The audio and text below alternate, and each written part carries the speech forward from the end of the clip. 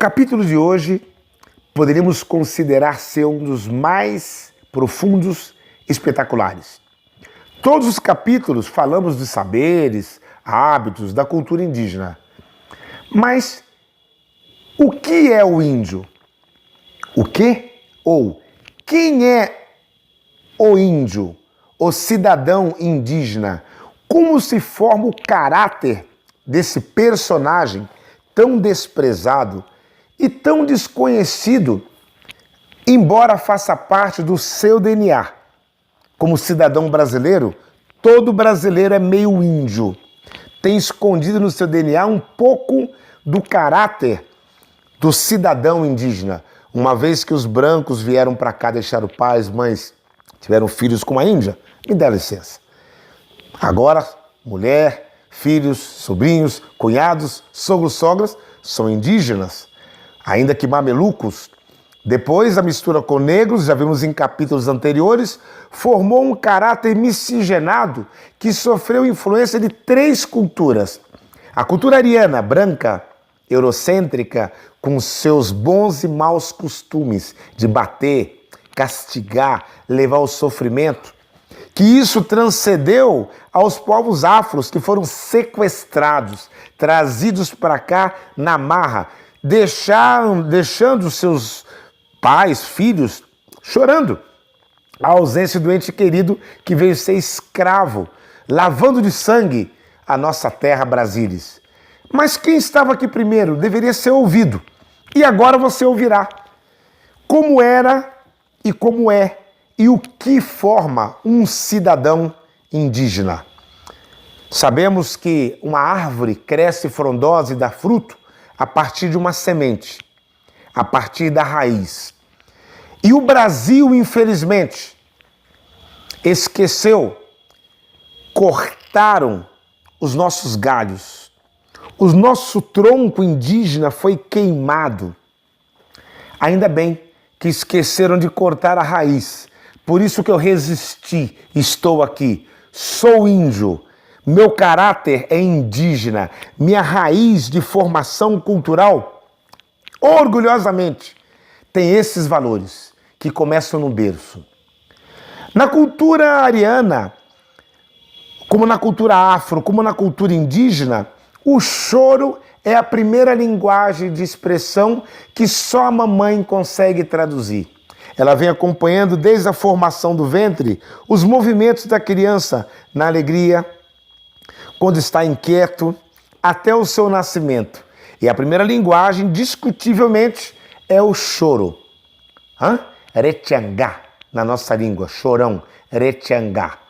A primeira palavra que o índio ensina ao seu filho é nenê, que em português é bebê, nhenhê, quer dizer fale, nhenhê, daí veio nenê. Por isso que a língua geral chamava nhenhencatu, que era a língua geral.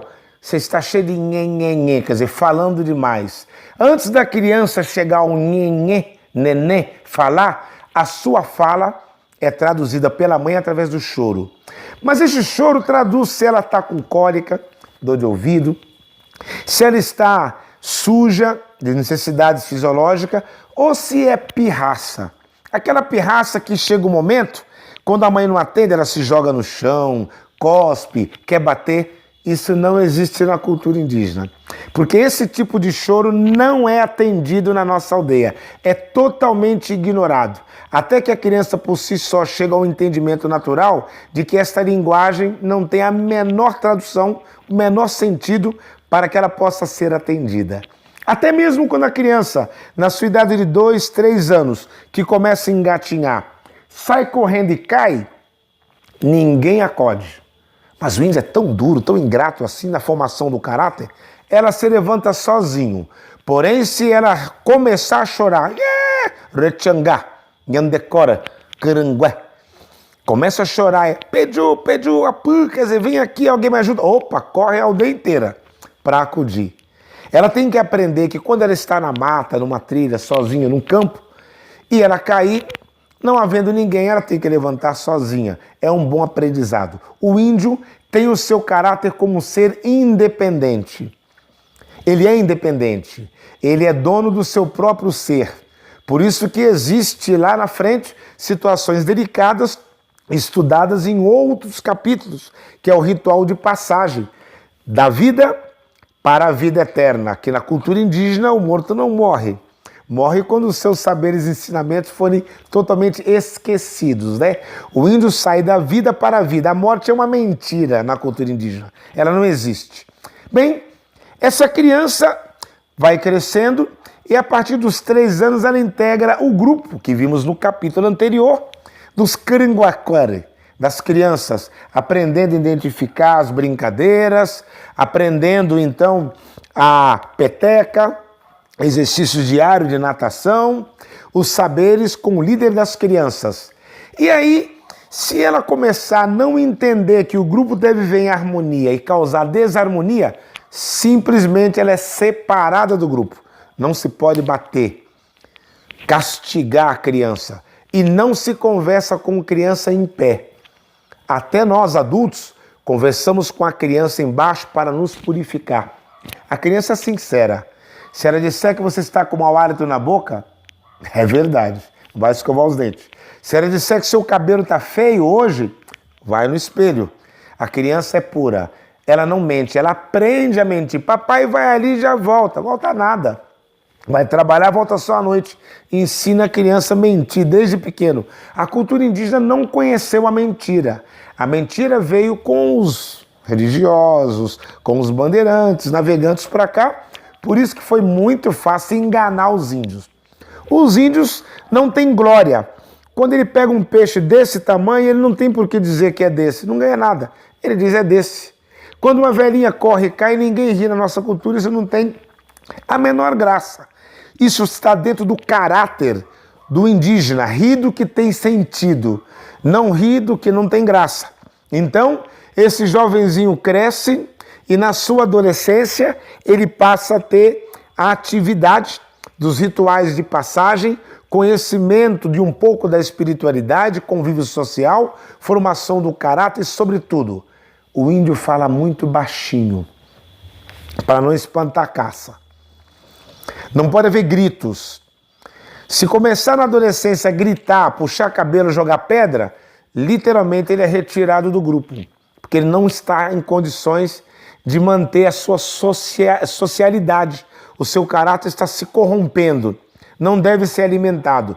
Até chegar na idade de jovem, sem namoros, somente paqueras, porque é a idade dele aprender atividades da sociedade, da caça, da pesca, da colheita, do plantio, ler a lua, ler as águas, migrações. Tem muitos saberes passados na oralidade. Ora, os indígenas não têm seus saberes escritos, porque Deus deu ao homem branco a sabedoria na escrita. Tudo que o homem branco sabe, ele escreve. Por isso que a criança demora a aprender, né?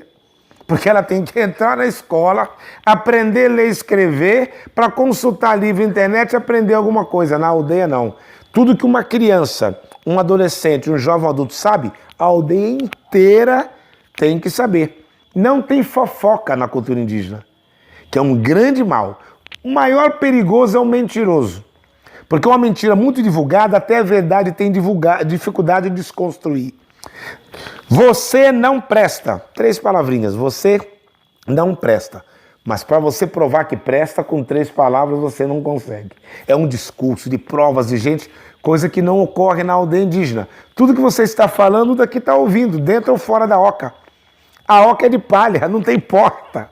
Então, os saberes são abertos. Por mais íntimos que sejam as informações das famílias, não existe isso. Saiam as crianças, porque esse papo é de adulto. Assim se constrói o caráter e a formação do cidadão indígena, brasileiro e universal da América também.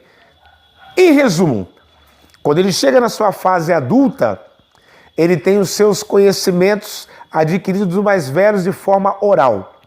Os indígenas são povos ágrafos, povos que, por não conhecer papel e caneta, seus conhecimentos são passados na oralidade. Hoje em dia, as famílias da cidade não transmite oralmente os seus conhecimentos. O marido vai dizer eu te amo pelo celular, a namorada também te amo, mas não consegue olhar no olho e dizer eu te amo. No mundo tem tantas pessoas, dentre elas, eu tinha que ser de alguém, sou seu. Você tinha que ser de alguém, é minha. Nos amamos. Torno isso público, todo mundo tem que saber. O que tem?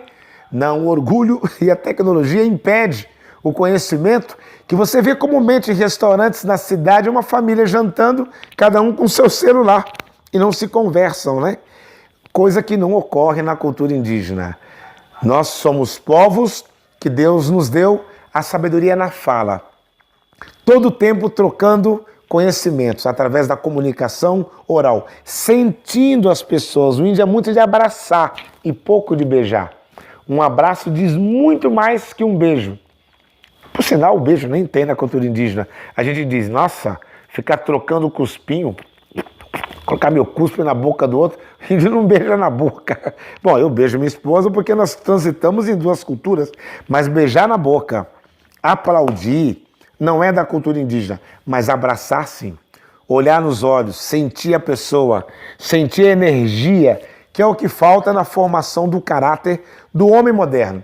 E essa formação conclui-se que na idade adulta, esta criança que foi um dia, depois jovem, passou a ser uma adolescente e chega à idade adulta, ele tem a sua fala moderada, de tom baixo, o respeito para com os mais velhos, respeito para com as crianças, que um dia ele foi criança, e agora ele está preparada para exercer dentro da aldeia a sua cidadania cultural, indígena.